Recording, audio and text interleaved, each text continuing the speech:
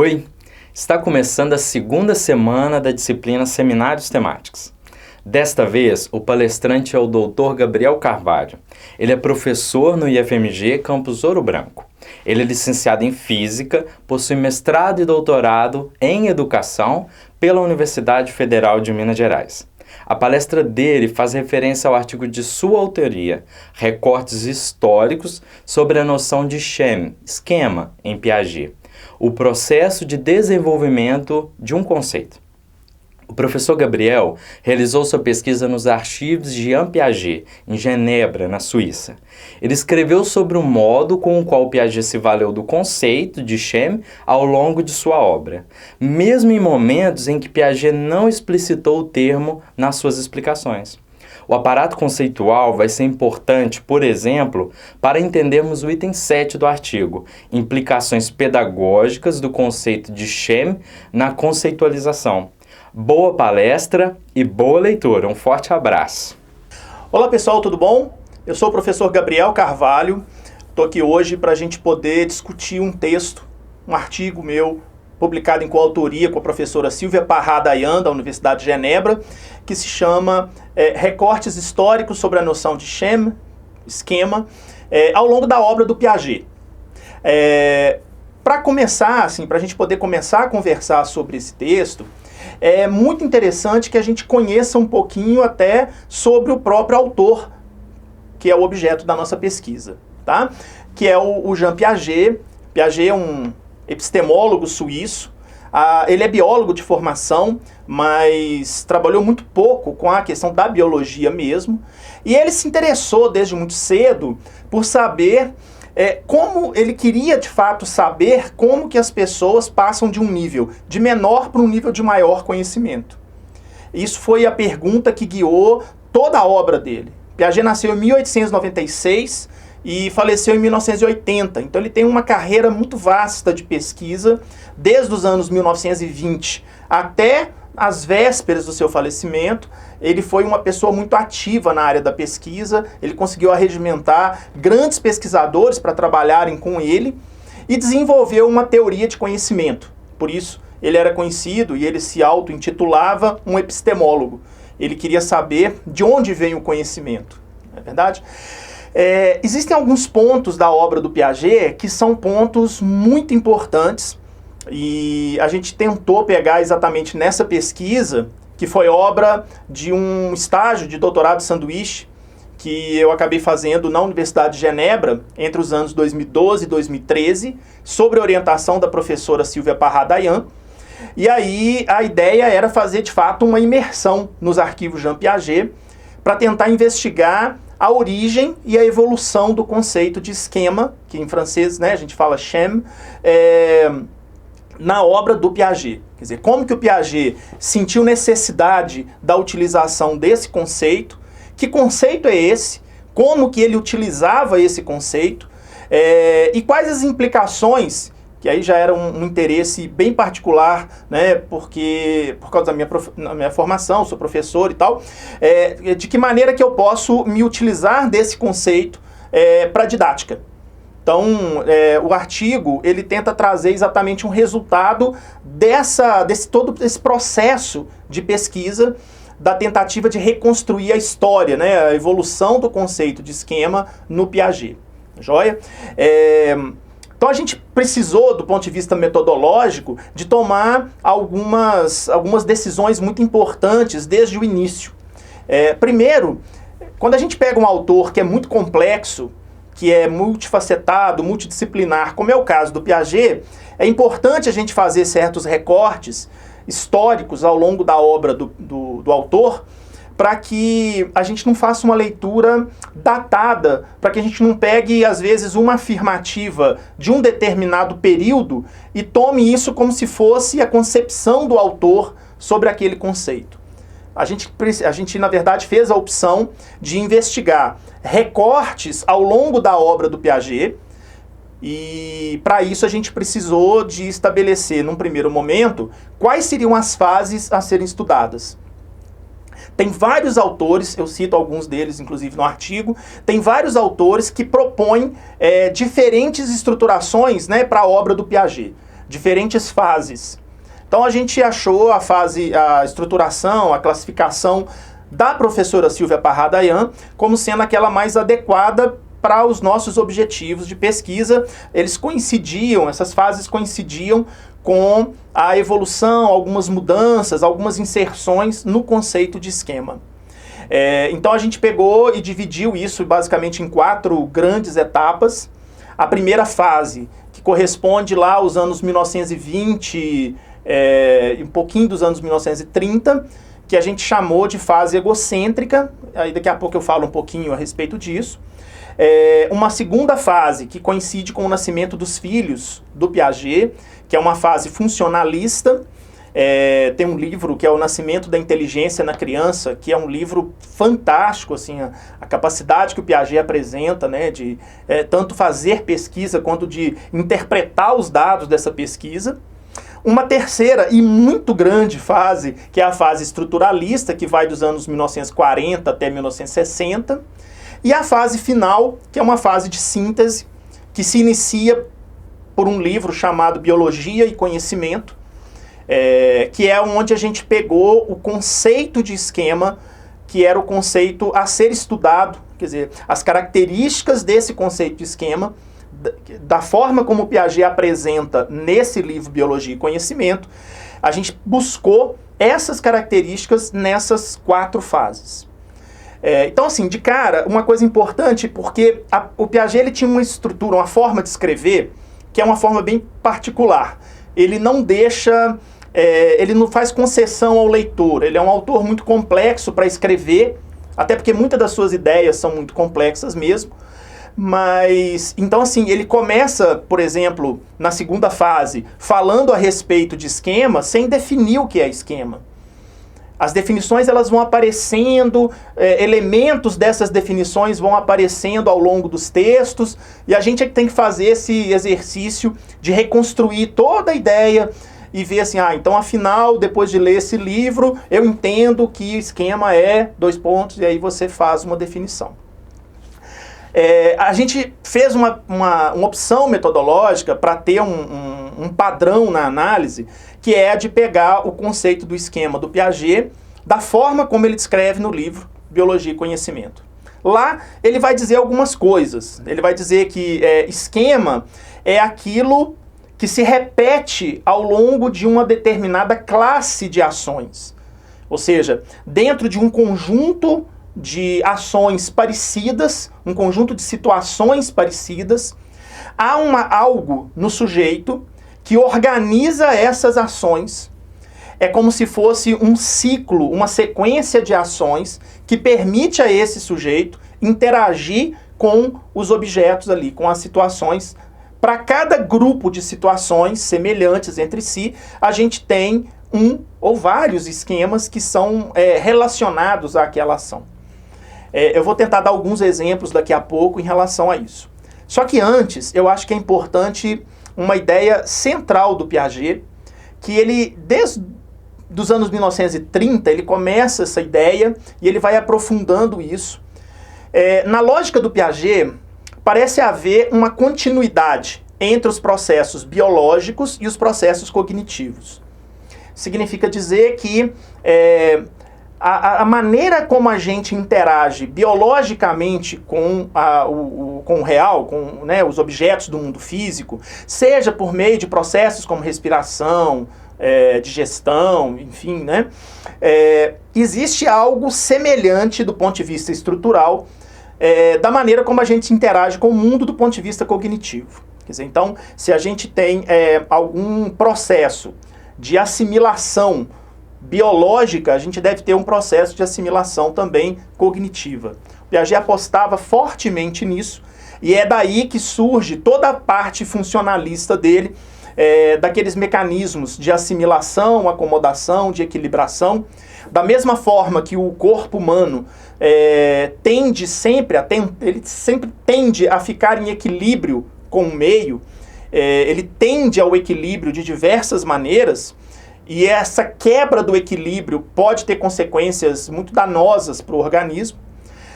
A parte cognitiva do sujeito também tende ao equilíbrio.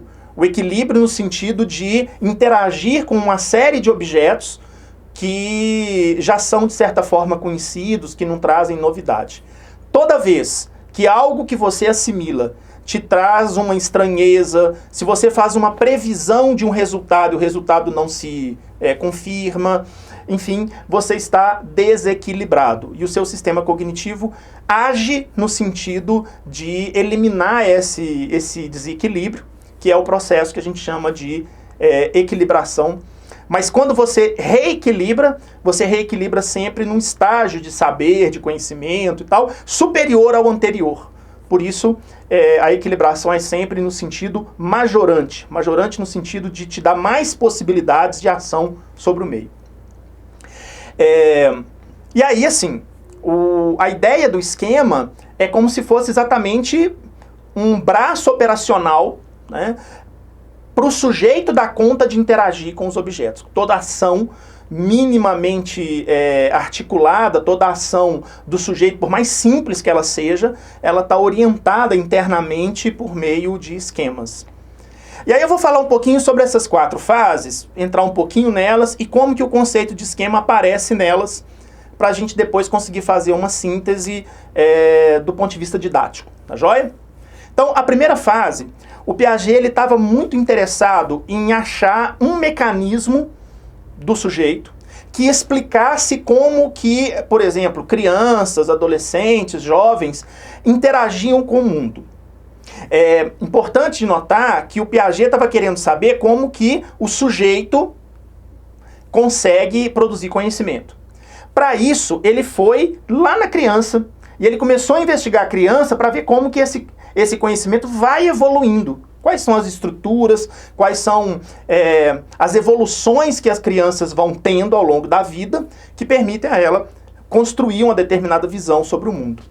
Então, no Piaget, muito jovem, lá na década de 20, comecinho da década de 30, o motor explicativo de todas as ações das crianças, ele chamava isso de egocentrismo.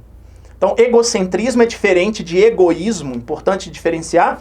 O egoísta reconhece o outro, mas quer tudo para si. O egocêntrico, ele sequer reconhece o outro. Ele pensa o mundo a partir de si.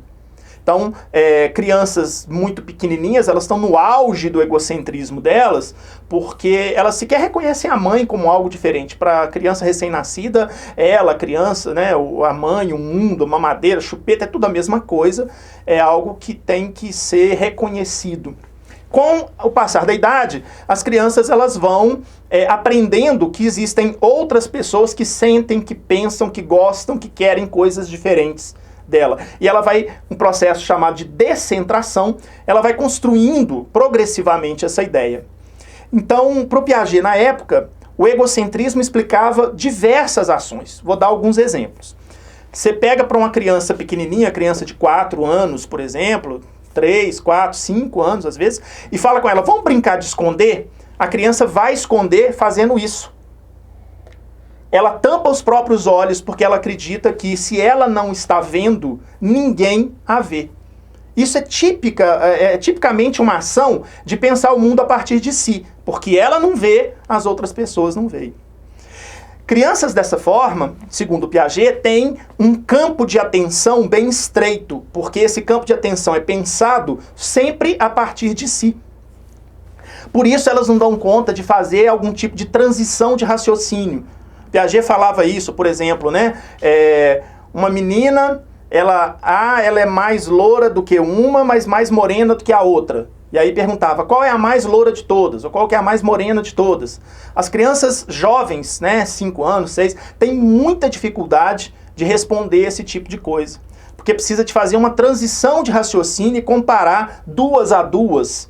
Uma criança que pensa só a partir de si, ela não vai conseguir responder isso. E ela vai dar uma resposta que parece o mais próximo dela. Então falou mais morena, então é essa que é a mais morena. Só que tem o seguinte, nesse momento, o Piaget não utilizou, nessa primeira fase dele, explicitamente o conceito de esquema, apesar de ter citado um outro teórico chamado Reuveau-Dallon, que estudou isso, que trabalhou com a ideia de esquema, mas ele chamava de esquemas de atenção. E o Piaget chega a citar o Rêve d'Allon, dizendo, olha, tem essa história aqui dos esquemas de atenção mais estreitos. Ele adiciona isso à ideia do egocentrismo para poder dar uma explicação mais forte. Nossa interpretação foi que o Piaget parece não estar convencido de que a ideia a ideia de egocentrismo ela é forte o suficiente para explicar as ações. Ele precisava de algo mais. E ele vai procurando esse algo mais. Parece ter encontrado na ideia do esquema do Rêve d'Allon uma ideia frutífera. E ele vai trabalhando um pouco mais até que nascem os filhos dele, que é o que marca a segunda fase. Nessa segunda fase, o Piaget começa a usar explicitamente a noção de esquema como aquilo que se repete numa determinada ação. E aí, a gente, usando esse conceito, a gente consegue achar 3 grandes categorias, que são categorias centrais para a análise que nós vamos fazer para tentar procurar rudimentos de esquema ao longo da obra dele. Primeiro, o esquema ele está sempre orientado para uma determinada ação. Esquema, tem alguns lugares que o Piaget até escreve esquemas de ação, mas isso parece até redundante, porque o esquema está orientado para uma classe de situações, ou seja, é o que você usa em ação. O esquema, ele é um processo. Ele é um processo que tem uma determinada sequência de fases. É um processo que não é exatamente um algoritmo do tipo faça isso, faça aquilo, porque o esquema ele se presta a variações numa determinada ação. E, portanto, uma terceira característica, o esquema ele é exatamente o que se repete naquela ação. Então eu vou dar um exemplo muito clássico, que é o esquema de preensão, o esquema de pegar, que é uma coisa que criança recém-nascida já tem. Pega a criança recém-nascida, chega alguma coisa, ela pega. A criança tem 2 grandes esquemas, né? O de preensão e o de sucção, que é o que permite a ela conhecer o mundo. Pegar um objeto é uma ação que depende do objeto. Para você pegar um objeto pesado, leve, grande, pequeno, quente, frio, que tem espinho, macio, enfim. Para pegar os diferentes objetos, você faz coisas diferentes. Às vezes você tem que usar as 2 mãos, às vezes você faz uma pinça, às vezes uma mão só basta, às vezes tem que equilibrar de um jeito ou de outro. Então, a ação que você vai fazer de pegar depende do objeto. Mas o esquema, ou seja, a organização dessa ação, independe do objeto. Como assim? Eu faço uma série de coisas antes de pegar o objeto mesmo, que é tentar avaliar o peso, avaliar o tamanho, avaliar ponta, avaliar a temperatura, organizar o meu sistema muscular para poder sustentar o peso do objeto que eu vou pegar. Essa sequência de ações independe do objeto. Agora, como que a ação de pegar em si vai acontecer, de fato, é uma adaptação que eu vou fazer àquele objeto. Tá certo? Então, assim, o esquema é o que está em background, né? O esquema é aquilo que me permite organizar a ação, mas a ação em si vai depender de onde é que eu tô, qual objeto que é. E aí eu vou pegar um objeto, mas esse objeto desequilibra. Eu tenho que acionar de novo esse esquema de preensão para reequilibrá-lo na ação. Quer dizer, é uma ação que não estava prevista, mas aconteceu. Então o esquema também ele dá conta desses imprevistos. Certo? E a gente procura exatamente essas 3 características, né? De repetição, de ser processo, de ser orientado a objeto, ao longo da obra do Piaget. Bom, nessa segunda fase, o Piaget ele começa a trabalhar essa ideia com as crianças, os filhos dele. Ele e a esposa, Valentine, eles trabalhavam em conjunto e aí faziam experiências muito minuciosas. Por exemplo, pegava a criança que queria mamar, colocava perto do seio da mãe, só que não botava a boca exatamente sobre o bico do seio. Botava fora do bico. E aí eles começavam a ver a partir de qual idade que a criança ia buscando esse bico do seio. De que maneira que ela sugava, se ela conseguia realmente procurar isso ou se era algo fortuito, ao acaso. E ele começa a descrever com essa minúcia de detalhes. E ele começa a descrever e interpretar que parece, então, a criança ter uma espécie de uma organização da ação, mesmo crianças muito pequenas. Aí acontece uma coisa super bacana. Do ponto de vista da ação, o esquema do sujeito, o esquema que ele está utilizando, as crianças, eles são esquemas muito amplos, porque eles valem, o esquema de sucção, por exemplo, vale para todos os objetos, tudo que a criança pega põe na boca. Mas, ao mesmo tempo, são esquemas muito rudimentares. Na medida em que os esquemas vão evoluindo, eles vão ficando mais específicos em relação às situações, e aí a pessoa ela vai desenvolvendo um maior número de esquemas. Então, quanto mais avançado na idade a pessoa estiver, mais esquemas e mais específicos serão esses esquemas. Quanto mais jovem, o contrário, né? Mais amplos os esquemas e em menor número. As duas fases seguintes, a fase estruturalista, que é aquela fase em que o Piaget se encanta pelas estruturas, descreve período sensório-motor, são fases, essa fase particularmente, o uso de esquema é um uso muito restrito. Aparece, eu dou o exemplo no artigo, inclusive, sobre o esquema de tempo, onde fica bem claro, mas aquele é um recorte, não é o exemplo da utilização do conceito. E a quarta e última fase, que é a fase de síntese, aí sim o Piaget começa a trabalhar um pouquinho sobre a questão dos tipos diferentes de esquema. Parecem existir esquemas que agem direto sobre os objetos, que são os procedimentais, e outros que agem como um auxiliar na estruturação do saber, que é como se fosse assim, o esquema procedimental, ele age junto com o sujeito, conhecendo os objetos, e a partir do momento que os objetos são conhecidos, a estruturação do que já é sabido acontece pelos esquemas apresentativos, que eles agem mais no sentido de organizar, de sedimentar aquele tipo de saber.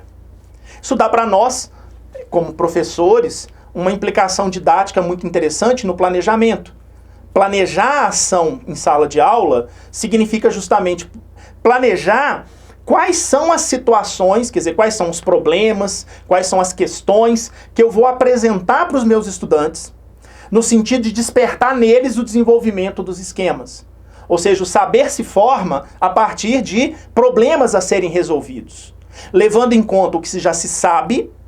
Quer dizer, então a ideia do planejamento didático é pensar que eu só aprendo a partir do que eu já sei, eu vou usar, portanto, os esquemas que já estão desenvolvidos, mas eu vou apresentar situações com algumas novidades, algumas dificuldades, essas dificuldades progressivamente planejadas para que o esquema possa ser testado, amplificado, melhorado a cada ação.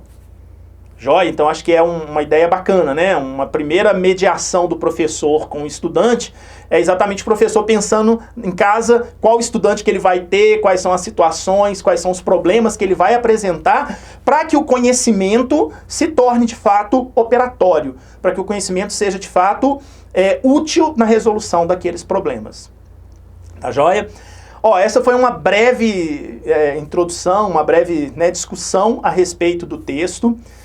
Espero que a leitura seja muito proveitosa para vocês, espero que vocês gostem de ler, que se aprofundem, tá? E qualquer questão, a gente vai ter um momento, de repente, para poder fazer esse tipo de discussão, fique inteiramente à vontade, para acessar. No próprio artigo tem, endereço de e-mail e tal, então, independente, inclusive, da própria estrutura da disciplina, eu fico sempre à disposição, é um tema que eu gosto, que eu estudo, que eu, assim, tenho muita alegria, muito prazer em discutir, em trabalhar com ele. Tá joia? Um grande abraço para vocês e até uma próxima. Valeu!